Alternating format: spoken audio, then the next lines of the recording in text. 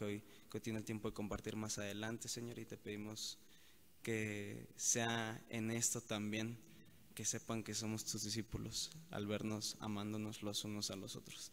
Damos la honra y la gloria en el nombre de Jesús. Amén.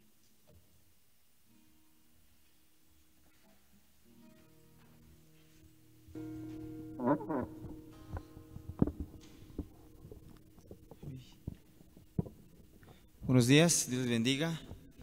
Gracias a Dios porque nos da un día más, un clima muy favorito para muchos y para uno también porque pues Dios ha sido bueno con nosotros. ¿Y qué le parece si en esta misma actitud de gratitud vamos a nuestro Dios, al único Dios de amor, al que podemos adorar, el único y merecido Dios de amor?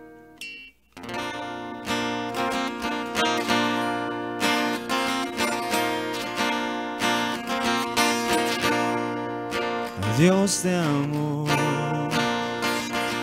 justo y redentor, perfecto en misericordia, gracia y perdón.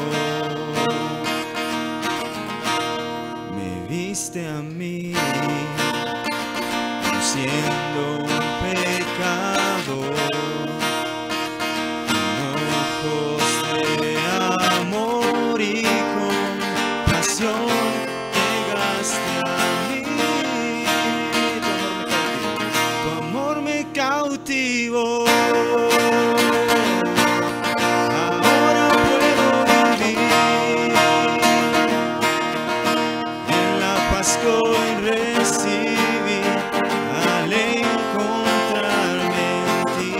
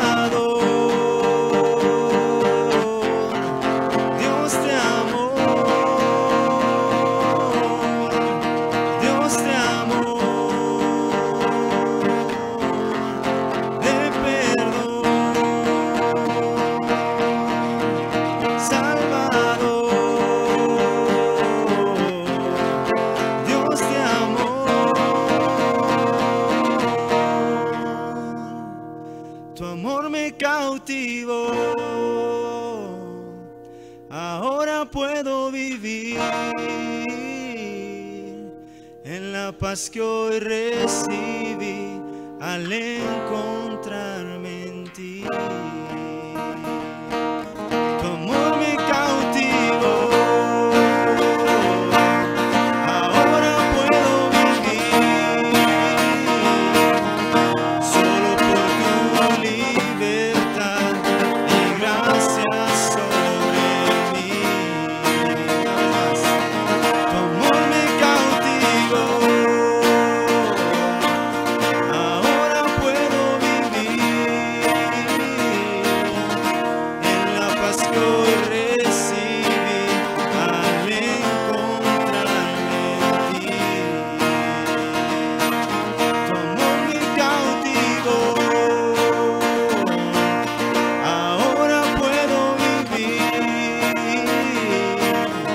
solo por tu libertad y gracia sobre mí. Dios de amor,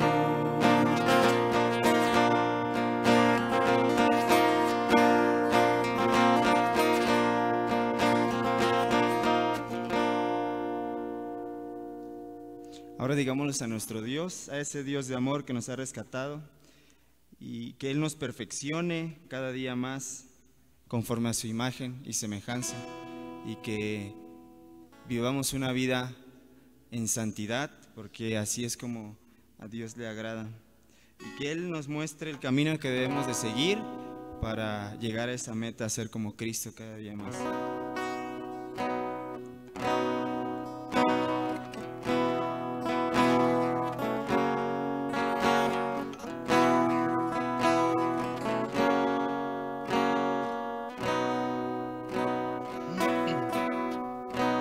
Enséñame tu camino, Señor, y andaré en tu luz.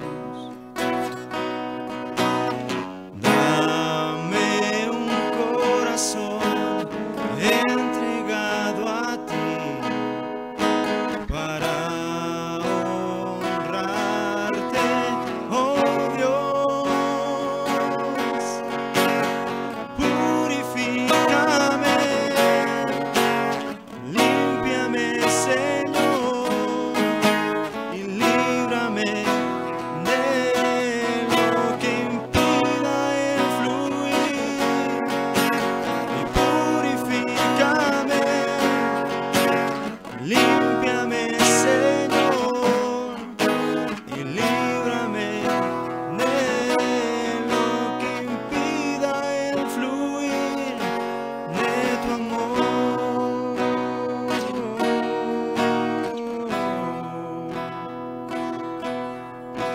Enséñame tu camino, Señor, y andaré en tu luz. Dame un corazón entregado a ti para honrarte, oh Dios. Y purifícame,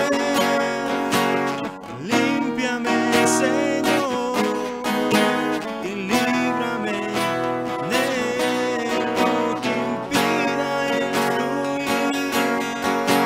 Y purifícame, límpiame, Señor, y líbrame de lo que impida el fluir de tu amor.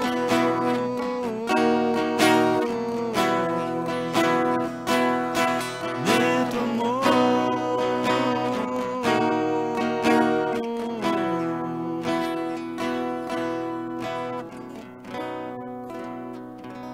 Señor, enséñanos el camino que debemos de seguir, como dice este canto, y purifícanos cada día más. Gracias por tu bondad y tu amor y favor inmerecido de poder estar en este lugar, compartir estos momentos de alabanza y de oración, y sobre todo prepararnos para tu gloria y tu honra. Señor, véanos perfeccionando conforme a tu imagen. Te damos gloria y honra porque solo tú lo mereces. Amén.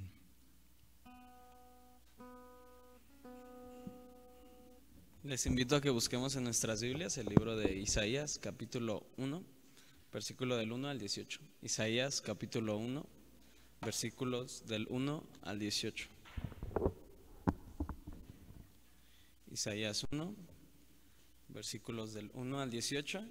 Y los que están de este lado van a comenzar con el versículo 1, después este otro lado, el 2. Y en el último todos nos unimos. Yo voy a comenzar con este lado. Entonces, Isaías 1, del 1 al 18, por favor. Ya lo tenemos todos. Sí. Bueno, entonces comenzamos de este lado.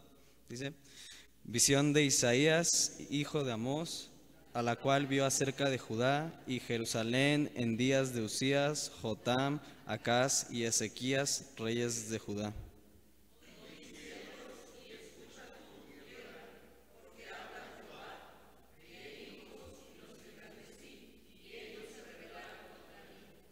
El buey conoce a su dueño y el asno el pesebre de su señor. Israel no entiende, mi pueblo no entiende conocimiento.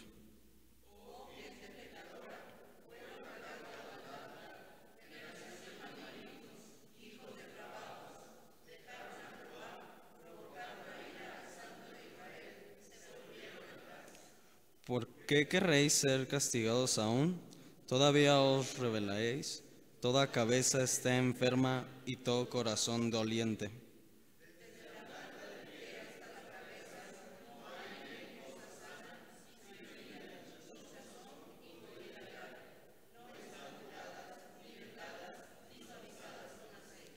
Vuestra tierra está destruida, vuestras ciudades puestas a fuego, vuestra tierra delante de vosotros, comida por extranjeros y asolada como asolamiento de extraños.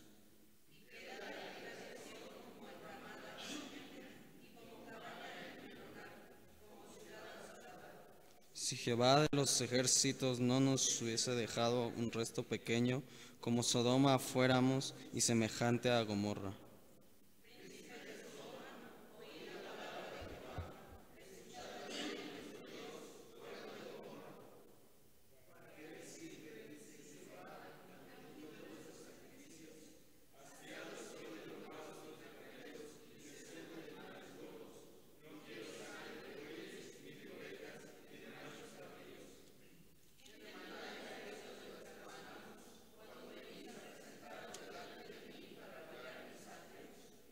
No me traigas más vana ofrenda, el incienso me es abominación, luna nueva y día de reposo, el convocar asambleas no lo puedo sufrir, son iniquidad vuestras fiestas solemnes.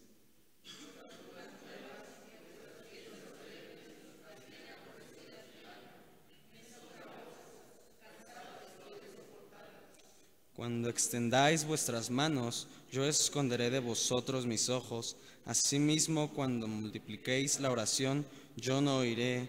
Llenas están de sangre vuestras manos.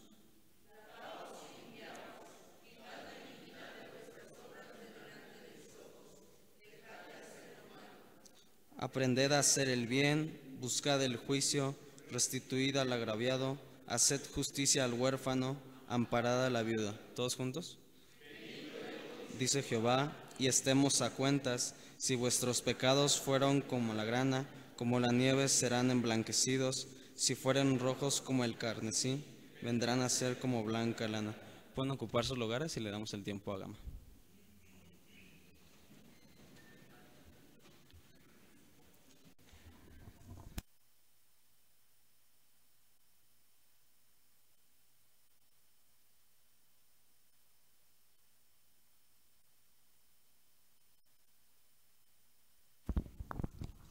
Estar aquí al frente impone, estar aquí atrás del púlpito te tiemblan las piernas. Estuve pensando en la semana de qué hablarles, me ponía a pensar qué podía decirles si ya todos lo saben. Cada una de estas frases se han repetido una y otra vez detrás de este púlpito. Me ha tocado escucharlas en muchas ocasiones. Incluso se han hecho comparaciones entre personas y vehículos. hablando desde BMW hasta un bochito que ahorita está en el taller. Y estamos orando por él. Antes de entrar al pasaje que nos ocupa en esta mañana, me gustaría que viéramos un video.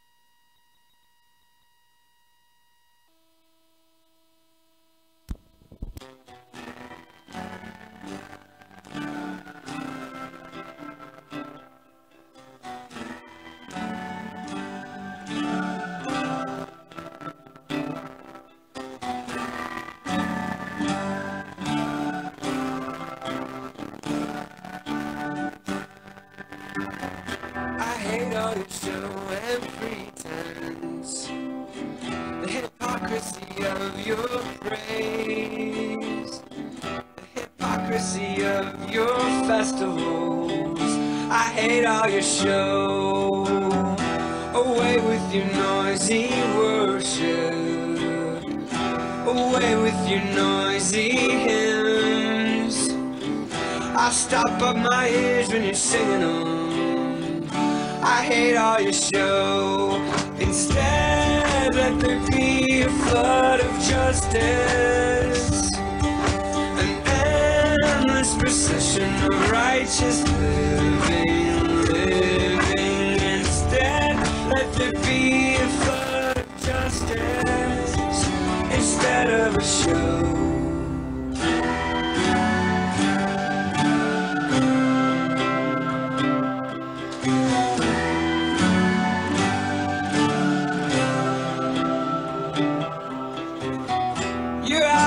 Close when you're praying.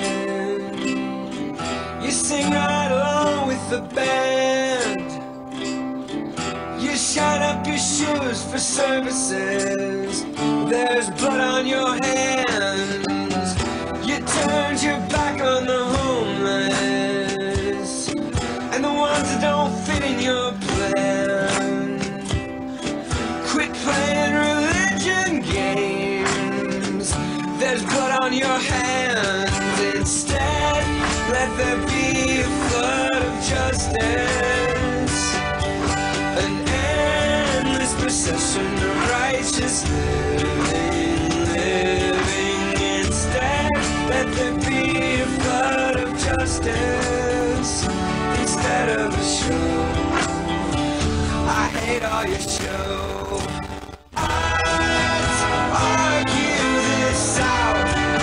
Sins of blood red. Let's argue this out. You'll be wild as the clouds. Let's argue this out. Quit fooling around. Give love to the ones who can't love it all. Give hope to the ones who got no hope at all. Stand up.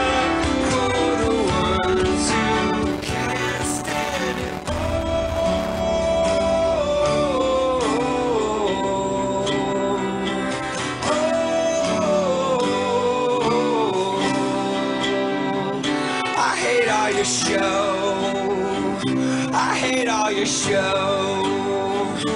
hate all your show.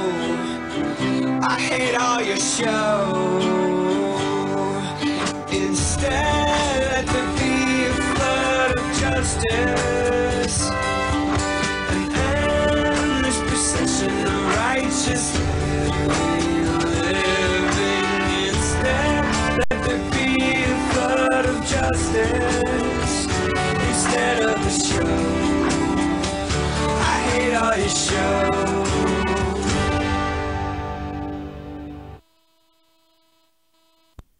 Acompáñame a hacer una oración. Padre, te damos gracias en esta mañana porque podemos estar en este lugar, podemos estar estudiando tu palabra y queremos rogarte, Señor, que toques nuestros corazones y que si hay algo en nuestras vidas que debamos entregarte, lo hagamos en esta mañana, Señor. Sé con nosotros y habla a través de la boca de tu siervo, Señor, en Cristo Jesús. Amén. Ningún tema toca más nuestra condición espiritual que la santidad en el creyente. ¿Por qué? porque la carne se opone al espíritu y encuentra en la santidad su más grande enemigo. Los incontables estudios bíblicos y mensajes nos enseñan que la principal razón para esto es que la santidad es como la luz para las tinieblas. Es decir, las pone al descubierto, o como el aceite con el agua jamás se pueden mezclar. El pasaje que acabamos de leer en Isaías capítulo 1 pudiera ser el más detallado que encontramos en la Biblia para hablarnos de la importancia que tiene la santidad en el pueblo de Dios. Nos muestra en todo su contexto una de las descripciones más gráficas de la naturaleza humana en su estado de completa rebelión, en su más grande descomposición, capaz de ser comparados incluso con hinchazón y podrida llaga. Spurgeon, cuando predicaba acerca de este mensaje, escribió: no hay un solo rayo de luz en medio de las densas tinieblas. El hombre es malo, malo, malo, de principio a fin. Más aún, todo en él es maldad, y su maldad ha llegado hasta el límite. No hay ni un solo rayo de promesa en su naturaleza, ningún resplandor de algo bueno en la descripción de las personas a quienes está dirigido este texto. El pueblo de Israel, el pueblo escogido por Dios para los tiempos del profeta, había abandonado completamente el camino del Señor y estaba viviendo en pecado y en una notoria idolatría. Se negaron a reconocer a Dios, y en cuanto a su condición espiritual, alguien escribió: eran más tontos que los animales que les rodeaban. Estaban empeñados en abandonar al Señor, pero no solamente eso, sino en provocar su ira. Se habían negado a responder al castigo que venía por su relajación. A causa de su pecado, la tierra estaba llena de violencia. Eran comparados incluso con el máximo ejemplo de desviación del pecado que hay en la Biblia, que son las ciudades de Sodoma y Gomorra. Sus cultos llegaron a ser una abominación para el Señor, tanto que tuvo que decir: cansado estoy de soportarlos. Sin embargo, este pasaje sería demasiado deprimente, sería demasiado condenador si no apareciera el versículo 18. Así que frente a este lúgubre y tétrico panorama, en donde podemos ver descomposición moral, en donde podemos ver descomposición espiritual, a la que pueden llegar los hijos de Dios, incluso los seminaristas, surge lo que en esta mañana estaremos meditando: el llamado a la santidad. El llamado de un Salvador que no quiere que el impío muera, sino que sea salvo. En este pasaje podemos ver cómo el peor pecador, si es que hubiera jerarquía entre los pecadores, es objeto de la más completa misericordia divina. Pero antes de entrar de lleno al tema, me gustaría que meditáramos un poco, que nos pusiéramos a pensar: ¿qué tanto podemos identificarnos con el pueblo de Israel en este pasaje? ¿Qué tan similares podemos llegar a ser en actitudes, en pensamientos, en acciones, en comportamientos? ¿Qué tan parecidos podemos llegar a ser con las personas que aparecen en esta porción? En primer lugar, el llamado a la santidad que Dios nos hace es un llamado que evidencia nuestra condición. El pasaje nos deja ver qué tanto era el conocimiento que Dios tenía o tiene de los hombres, al grado que los califica como pecadores insensibles. Sin embargo, acompáñenme al versículo 2 en su primera parte: oíd cielos y escucha tú tierra, porque habla Jehová. Es bastante interesante, me parece a mí al menos bastante interesante, que Dios ni siquiera se dirige a los hombres para censurarlos. Dios los considera sordos y muertos en este pasaje. No le habla a los hombres, sino que le habla al firmamento, a las estrellas y a la tierra, para que escucharan sus quejas, diciendo: oíd cielos y escucha tierra. Es como si estas criaturas inanimadas fueran más sensibles que el mismo corazón del hombre. La condición que evidencia el llamado que Dios hace a la santidad es primeramente una condición de rebeldía. Dice el versículo 2 en su segunda parte: crié hijos y los engrandecí y ellos se rebelaron contra mí. Una de las primeras cosas que vemos en este texto es la muy sentida queja de Dios contra los pecadores ingratos. Crié hijos y los engrandecí y ellos se rebelaron contra mí. ¿Te suena familiar esta declaración? ¿Será que esto es solamente para el pueblo de Israel? Para nosotros, esto puede ser también para nosotros. Me puedes decir: oye, pero vamos a calmarnos. No estamos en la iglesia. En la iglesia si hay gente pecadora, si hay gente que se rebela contra Dios, si hay gente que hace cosas en contra de los mandamientos de Dios. Pero en el seminario, no inventes. Aquí no. Aquí estamos más cerquita de Dios. No somos mejores que el pueblo de Israel. Estar en el seminario no nos hace mejores o más santos que cualquier otro miembro de tu congregación, de mi congregación, aunque tal vez debería. Hay una rebelión innata en el ser humano, más allá del libre albedrío o de la soberanía de Dios. ¿Y hasta qué grado llega la soberanía de Dios? La rebeldía se manifiesta en cada aspecto de la vida del ser humano, desde la desobediencia hasta el actuar a sabiendas en contra de lo que se supone debemos hacer. Es por esto que es necesario entender la necesidad que tenemos de atender el llamado de nuestro Señor. Pero tal vez podríamos traer a colación una de las definiciones de la palabra rebeldía. Y esta es que es difícil de manejar o de dominar. Y sí, también a mi cabeza vinieron algunas personas, pero no del seminario, ¿verdad? El llamado que Dios hace a sus hijos y más aún a sus siervos es tener un espíritu de mansedumbre. La Biblia es muy clara y a través de lo narrado en todos los escritos del Nuevo Testamento o en su mayoría podemos ver que nuestro deber como cristianos es imitar el carácter de Jesucristo, del cual una de sus principales características es precisamente la mansedumbre. El llamado que Dios nos hace revela nuestra condición de rebeldía, pero al mismo tiempo nos muestra un camino a seguir apuntando hacia un espíritu de mansedumbre. Pero no solamente el llamado que Dios nos hace evidencia una condición de rebeldía, sino que también evidencia una condición de descuido. Veamos versículos 3 y 4. El buey conoce a su dueño y el asno el pesebre de su señor. Israel no entiende, mi pueblo no tiene conocimiento. Gente pecadora, pueblo cargado de maldad, generación de malignos, hijos depravados, dejaron a Jehová, provocaron a ira al Santo de Israel, se volvieron atrás. ¿Será para el pueblo de Israel solamente? Hay cosas que los hombres hacen que no lo harían ni siquiera las propias bestias. De allí la comparación que aparece en estos versículos. La magnitud de este estado espiritual que queda dibujado en el versículo 4 necesita ser atendido de una manera urgente. Cuando llegué al seminario, una de las frases que más marcó mi estancia en este lugar y que más ha marcado también mi vida, me la dijo un ex compañero de cuyo nombre sí quiero acordarme, se llama Josué Chihuas. Él me dijo: el seminario es un desierto. Y al principio yo no lo entendía.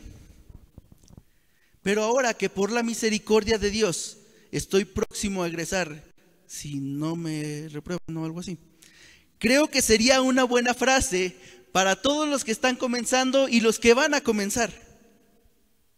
El desierto en la vida cristiana, todos sabemos que es generalmente interpretado como un tiempo de prueba. Pero también, a través de este tiempo de prueba, es un tiempo para afianzar nuestra relación con Dios. Tal vez muchos de ustedes no conozcan un desierto. ¿Quién no conoce el desierto? Que en películas y en series no vale, en realidad, en la vida, en persona. ¿Quién no conoce el desierto? No conocen el desierto. Vámonos a Juárez. No conocen el desierto. Ok. Pero conocen lugares de selva o de bosque. Eso sí los conocen. Bueno, ¿qué podemos escuchar cuando nosotros vamos a estos lugares en donde hay bosque o selva? ¿Qué podemos escuchar cuando estamos ahí?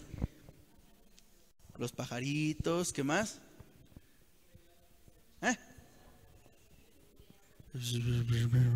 No los escucho, nada más escuché pajaritos. ¿Qué más dijeron? Nada más pajaritos escuchamos, ¿ok? Escuchamos a todos los animalitos de la creación y escuchamos también los riachuelos así en el agua corriendo, ¿verdad? Bueno, cuando estamos en el desierto, y se los puedo decir por experiencia propia, escuchamos lo que dice la canción de Alex Campos, el sonido del silencio. Literalmente se escucha nada. Personalmente, estar en estas condiciones ha sido una de las experiencias más hermosas que he vivido. Y no les voy a mentir diciendo que yo estaba en el desierto y estaba en silencio y empecé a hablar con Dios y a meditar en su palabra. No les voy a mentir, no hice eso. Pero lo que sí intenté fue poner mi mente en blanco y solamente escuchar la nada. ¿Por qué les digo todo esto? Muchas veces se ha dicho desde este mismo púlpito, desde este mismo lugar, que el seminario puede llegar a ser una piedra de tropiezo para nosotros, sin que se malentienda. Me explico. El seminario puede llegar a ser, entre comillas, la razón de que nuestra relación con Dios se enfríe. Al estar en el seminario muchas veces se ha dicho que uno tiende a descuidar su relación con Dios por tareas, por trabajos, por responsabilidades en la iglesia, por cuestionarios del hermano Villagrán, por exégesis del hermano Daniel, por trabajos con el hermano Misael, por lo que me digan. Todos lo hemos hecho. Todos hemos descuidado nuestra relación con Dios estando en el seminario. Y quien me diga que no, levante su mano y en un rato lo colgamos en el asta que está acá porque está mintiendo. Todos lo hemos hecho o lo vamos a hacer. Es una realidad, no podemos negarlo. Ojalá me equivoque. Si no lo has vivido, ojalá me equivoque y el Señor trabaje en tu corazón para que no descuides esa relación. Pero una vez más, ¿por qué digo todo esto? A través del desierto, a través de la prueba, nuestra responsabilidad es afianzar nuestra relación con Dios. Y entonces esa condición de descuido se aminoriza. El pueblo de Israel vivía en una condición de descuido total, al grado que hacían las cosas sencillamente por hacerlas. Alguien podría decir, bueno, Dios les pidió cultos, Dios les pidió sacrificios, el pueblo hacía cultos y daba sacrificios, entonces el pueblo estaba cumpliendo. Qué mala onda Dios. Pero, citando a Robert Scott, dice, una de las cualidades más notables y originales de los profetas hebreos es la repetida insistencia en que el Señor se preocupa más por el comportamiento de los hombres en sus relaciones personales que por la alabanza formal que se le pueda ofrecer. Es decir, congruencia. Puedes identificarte en mayor o menor grado, como tú gustes, con esta condición que tenía el pueblo. El llamado que Dios nos hace y que pone al descubierto nuestra condición de descuido, nos debe llevar a entender el lugar que ocupamos frente a Dios. Es triste ver cómo hay personas que imitan o tienen el mismo pensamiento que los hijos de Zebedeo. Y como estoy en un seminario, no voy a explicar cuál es su actitud. ¿O es necesario que lo explique? Bueno, lo voy a explicar. La actitud de los hijos de Zebedeo. ¿Qué hicieron los hijos de Zebedeo? Bueno, en unos pasajes dice los hijos, en otro dice que su mamá. ¿Pero qué hicieron? Le dijeron a Jesús, cuando te vayas, queremos estar uno a un lado y el otro al otro. Bueno, es triste ver personas, ver compañeros, ver hermanos, ver seminaristas, que por estar en el seminario pretenden que el pueblo de Dios les respete por el sencillo hecho de estar en el seminario. Nada más por eso.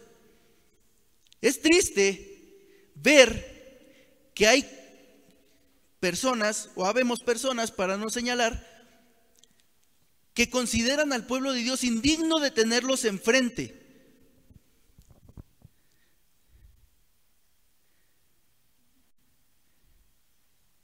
Nos hemos vuelto necios en nuestra manera de comportarnos, en nuestra manera de actuar. El pueblo de Israel estaba en una condición espiritual totalmente deplorable. No esperemos a llegar a ese grado de descuido en nuestra relación con Dios. Alguien dijo que en el pecado no es como que vas caminando por la vida y ¡ay! Caí en pecado. No. El pecado es un proceso que vives en tu vida. No es como ¡ay! De repente me pasó y caí en el pecado. No, pues si no es que te hayas embarrado un chicle. El proceso del pecado empieza precisamente en el descuido de nuestra relación con Dios. La condición corrompida del pueblo de Dios ameritaba este urgente llamado que Dios les hace a través del profeta. ¿Amerita tu condición actual este llamado urgente a la santidad? Además de que el llamado revela una condición de rebeldía, una condición de descuido, el llamado que Dios nos hace también nos revela una condición inmerecida.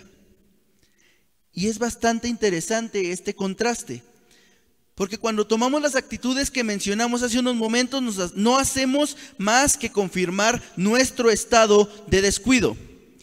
Dios entra a escena como si en algún momento no hubiera estado en ella y nos recuerda quiénes somos y nos muestra nuestra verdadera condición. Pero es hermoso porque podemos ver la misericordia de Dios manifestada, como lo dice el versículo 9. Si Jehová de los ejércitos no nos hubiera dejado un resto pequeño. Israel vivía igual o peor que Sodoma y Gomorra. Sin embargo, frente a la iniquidad del corazón humano, hay un paciente llamado del Dios vivo de amor para arreglar las cuentas.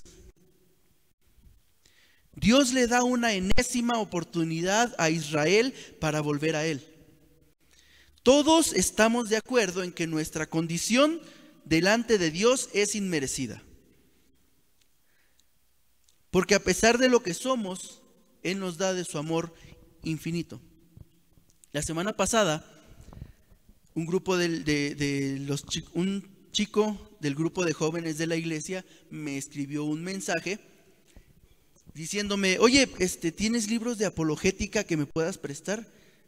Sinceramente me sorprendió, no porque no los fuera a leer, sino por el tema en particular.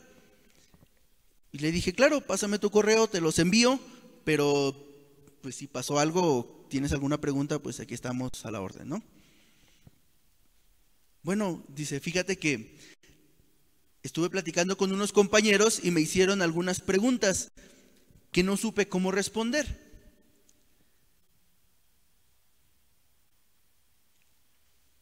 Entonces, las preguntas eran las de siempre. No existe Dios, Jesús nunca existió, Jesús nada más fue un maestro, todo ese tipo de cuestiones y preguntas normales que siempre se hacen. Pero hubo una que no supe cómo responder en el momento. Y me gustaría escuchar al menos a dos de ustedes qué respuesta tienen y que nos ilustren también a nosotros para aprender. La pregunta es, ¿por qué somos lo más importante para Dios?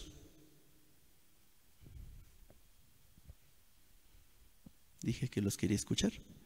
Uno o dos. ¿Por qué somos lo más importante para Dios? También es hechura suya el árbol y los pajaritos y los animalitos. Pero ¿por qué somos lo más importante para Dios? Si nos ponemos a pensar seriamente, fríamente, no sé si hay una respuesta correcta a esta pregunta. Sencillamente lo que podemos hacer es caer de rodillas. Si no tenemos conciencia de nuestra condición delante del Señor, vamos a tener en poco la muerte del Hijo de Dios en la cruz y por tanto corremos el riesgo de ser como las personas que describe el apóstol Pablo en 1 Timoteo capítulo 4, personas con la conciencia, y esta palabra la ensayé, cauterizada.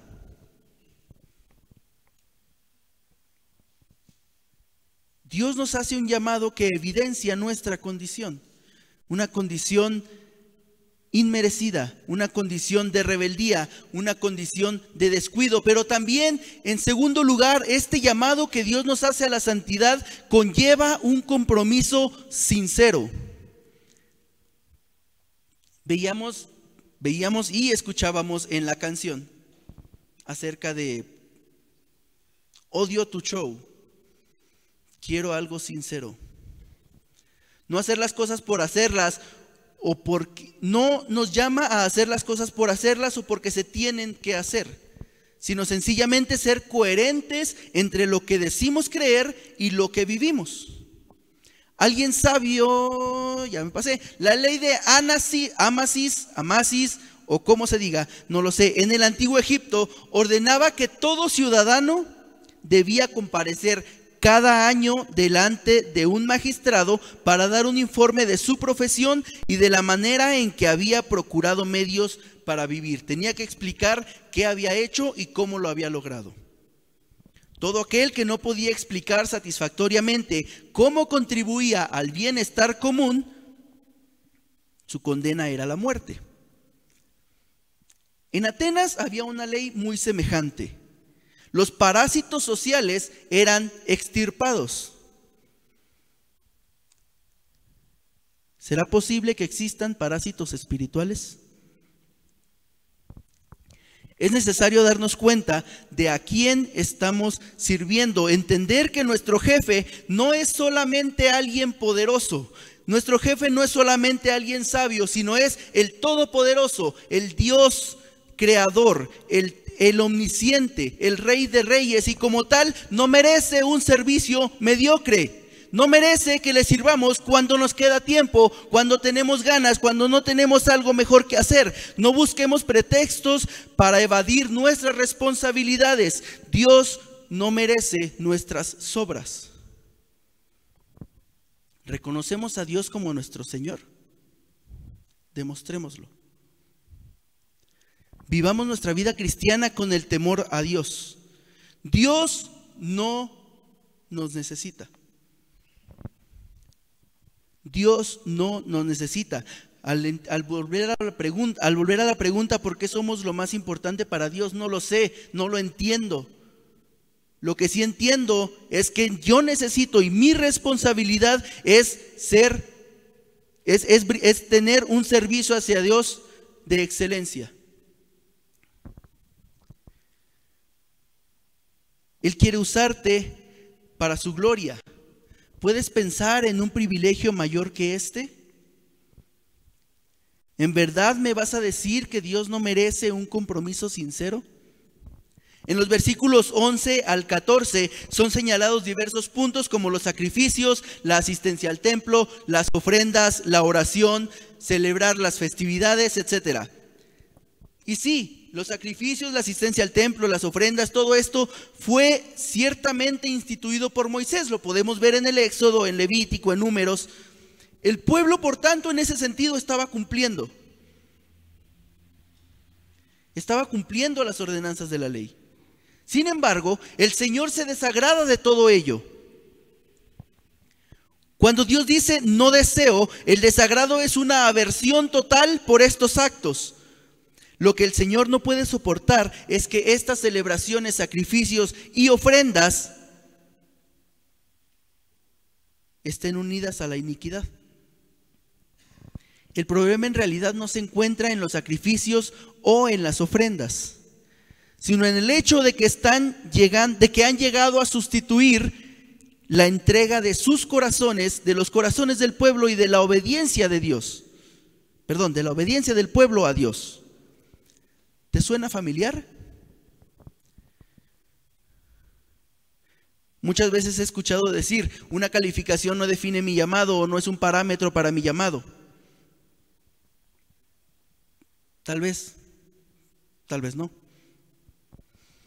Pero no me puedes decir que Dios no merece excelencia en todo lo que haces.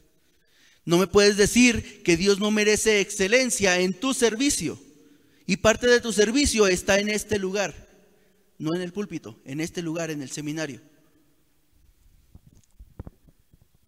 Si estás preparándote para servir en tu iglesia, si estás preparándote para servir en la iglesia del Dios vivo, tu responsabilidad es ser excelente en lo que haces, en todo lo que haces.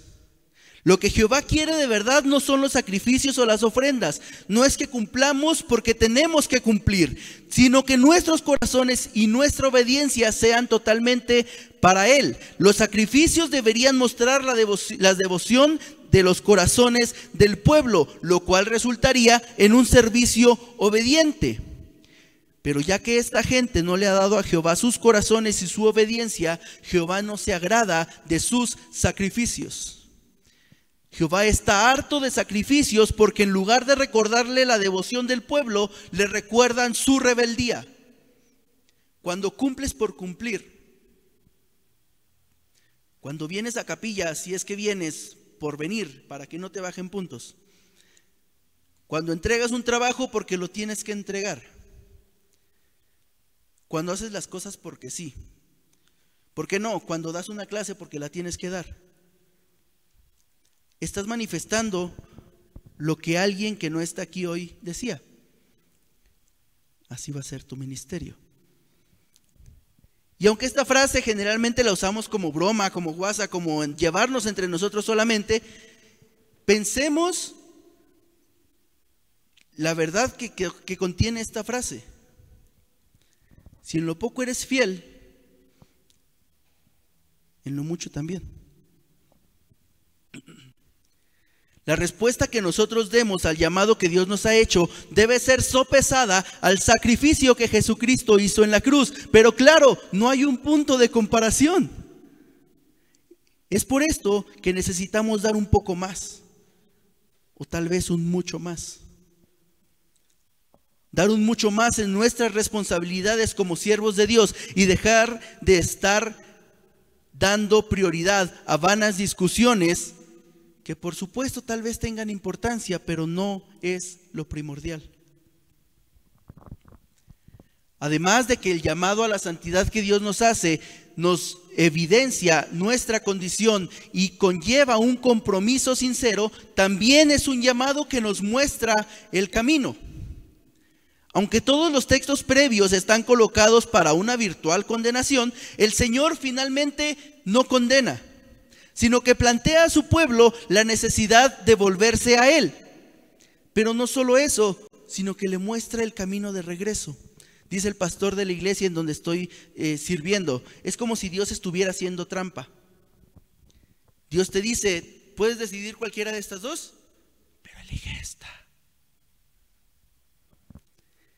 El llamado que Dios nos hace nos muestra el camino, y ese camino es un camino de arrepentimiento. El camino de regreso al Padre comienza con el arrepentimiento. Es interesante que Jehová, disgustado por todos los ritos que hace el pueblo, recete un rito una vez más de limpieza como primer paso para corregir el problema que se está presentando. Sin embargo, oír llamémoslo así, regaño de Jehová, escrito en los primeros versículos, y someterse a un rito de limpieza, haría reconocer al pueblo sus pecados y la necesidad de esta limpieza. Verdaderamente, este reconocimiento es el primer paso para efectuar una limpieza. Solo cuando el pueblo reconozca su equivocación, estará dispuesto a tomar los pasos necesarios para corregir el mal. No obstante, el rito de limpieza y el arrepentimiento que acompaña a este rito no elimina el mal ante los ojos de Jehová. Y tampoco significaría nada si continuaran haciendo el mal. Deben aspirar a una santidad verdadera. Debemos aspirar a una santidad verdadera. Una vez más, no solo aplica para el pueblo de Israel. Pensemos en nosotros como receptores de estas palabras. Meditemos qué necesitamos cambiar en nuestra vida para atender el llamado que Dios nos está haciendo. Él nos está haciendo un llamado a la santidad en todos los aspectos de nuestra vida, pero al igual que al pueblo de Israel, nos muestra que no somos dignos de este llamado.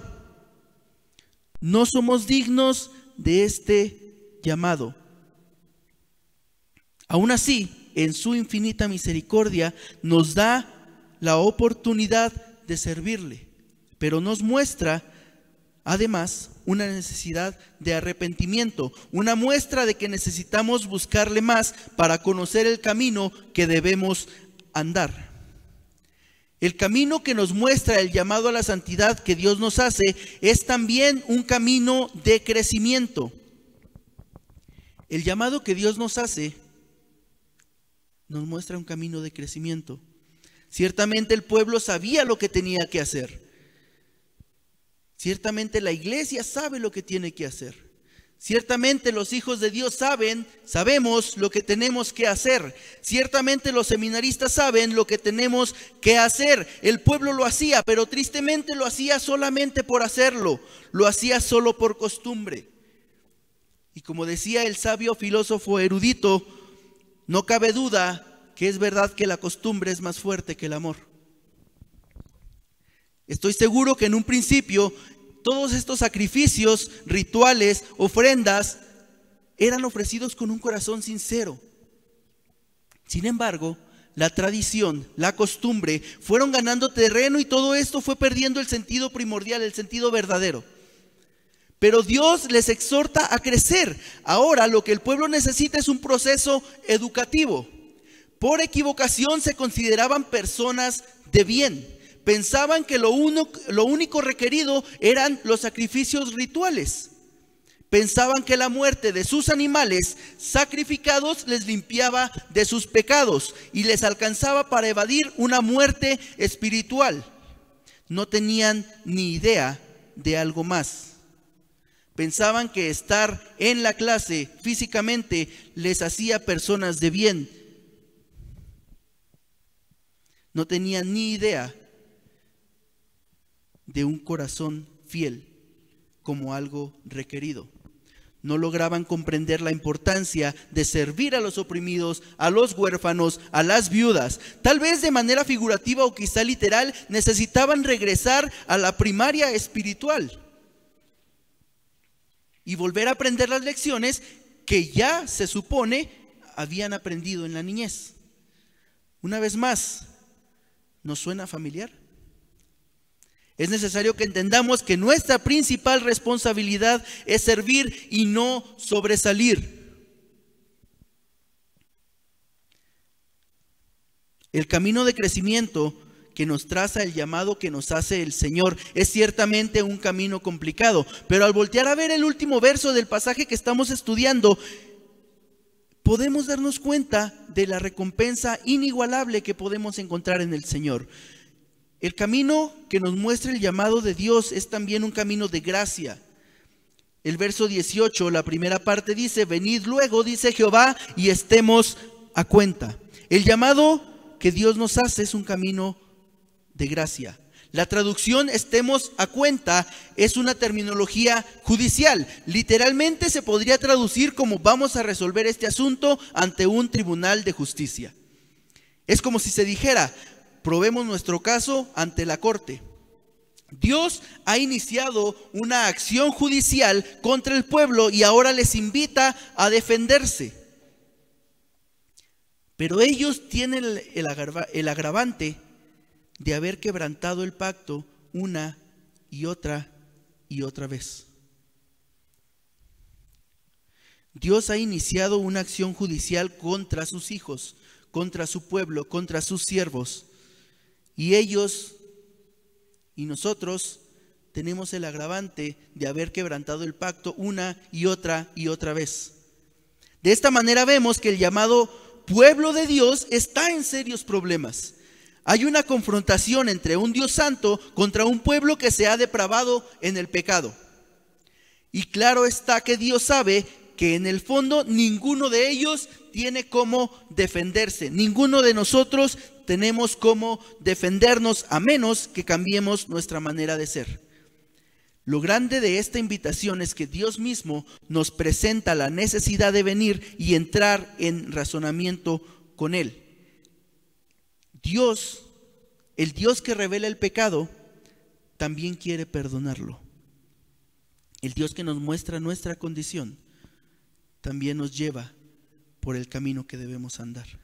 En medio del endurecimiento de nuestros corazones es cuando surge este llamado. Venid luego, dice Jehová, y estemos a cuenta. Encontramos entonces una invitación de Dios para el hombre a reflexionar acerca del camino que ha tomado, a que considere sus consecuencias y se ponga a cuentas con él antes que sea demasiado tarde.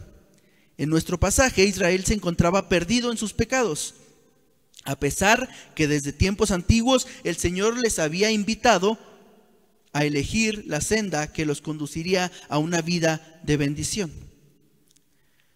¿Tú cómo te encuentras?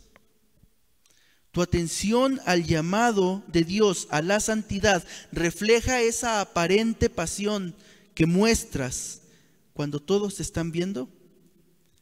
¿Tu atención al llamado de Dios a la santidad refleja verdaderamente esa pasión aparente delante del director, del maestro, del pastor de la iglesia? Cito una vez más a Spurgeon, quien al estudiar este texto escribió: Dios proveyó para nuestras necesidades. No nacimos esclavos ni en un vacilante cobertizo, sino que el amanecer de nuestros días fue la salida de su cuidado misericordioso. Pero ¿cómo hemos pecado en la niñez? Y desde que alcanzamos la edad adulta, ¿cómo hemos violado todas las amonestaciones de su amor y hemos despreciado inclusive la sangre de Cristo y el Espíritu de Dios? Hemos olvidado sus misericordias. Hemos dado coces contra el aguijón. Hemos convertido las bendiciones de su providencia en asistentes de nuestros pecados y los dones de su gracia en excusas para nuestras iniquidades. Muchos de nosotros podemos ponernos de pie aquí hoy y aceptar nuestra culpa, reconociendo que hemos sido ingratos hacia un Dios bueno, a un Dios paciente y generoso. Sin embargo, a tales personas como nosotros está dirigido el texto: venid luego, dice Jehová, y estemos a cuenta. Dios nos hace un llamado a la santidad. En esta porción Isaías nos da dos mensajes básicos: juicio y restauración. Todo lo anterior tiene que ver con el destino de la nación, pero también hay un mensaje para cada individuo, sea nuevo creyente, sea miembro de hace años en la iglesia, sea pastor, sea seminarista, sea maestro. Un mensaje que expresa el deseo de Dios de que el pecador vuelva a Él. Es un llamado que espera que el siervo de Dios se consagre y atienda a ese llamado a la santidad que Dios le está haciendo y que deje el pasado en donde está, allá atrás. Un llamado que sí nos revela nuestra condición, es cierto, pero que nos reta a aceptar un compromiso sincero en el servicio a Dios, confiando en que el Señor de señores y el Dios Todopoderoso va de nuestro lado y nos ha brindado de su gracia en cada paso que demos. Te invito a cerrar tus ojos un momento.